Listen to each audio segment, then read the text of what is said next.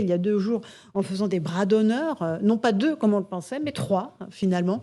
Les images nous sont parvenues. Je les décrypte pour nos auditeurs. On le voit faire un premier bras d'honneur, un deuxième bras d'honneur, un troisième bras d'honneur.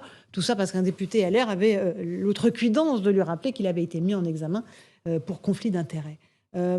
Est-ce que cette attitude-là, elle est de nature à favoriser la sérénité des débats, que ce soit à l'Assemblée et dans la rue ?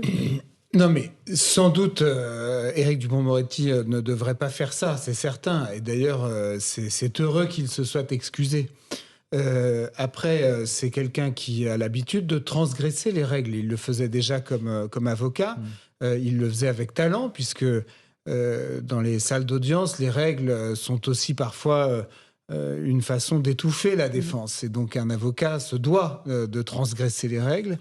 Et je pense, moi, par ailleurs, que cette mise en examen dont il fait l'objet est honteuse. Et donc, je comprends qu'il soit exaspéré par cette mise en examen parce que depuis qu'il a été nommé garde des Sceaux, un certain nombre de magistrats et de syndicats de magistrats lui font une guerre en l'empêchant d'exercer sereinement ses fonctions de ministre de la Justice parce qu'ils ne supportent pas que ce ministre qui transgressait les règles, qui était un défenseur très radical, puisse devenir tout à coup leur ministre, leur autorité de tutelle. Et donc, c'est pas pour ça qu'il fait des bras d'honneur non plus dans la... Alors, il fait des bras d'honneur, en l'occurrence, parce qu'on rappelle sa mise en examen. Et donc, moi, je comprends son exaspération par rapport à sa mise en examen. C'est sûr que, comme disait Camus, un homme, ça s'empêche, et que donc...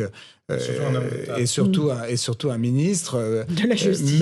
Mais donc moi je trouve que ça n'est pas correct. Je trouve tout à fait indispensable qu'il ait présenté les plus plates excuses possibles, surtout à un député de la qualité d'Olivier Marleix, par ailleurs, qui est quand même un des députés les plus compétents, je pense, de l'Assemblée nationale. Okay. Mais je comprends son coup de sang par rapport au sujet dont il était question. Notre avocat. Dans ce cas-là, il ne faut pas demander aux policiers de garder leur nerf en toutes circonstances, y compris quand ils se font insulter et qu'on leur jette des pavés sur la tête. Parce que si on a le droit de s'énerver, pardon, je comprends absolument le fond de votre raisonnement.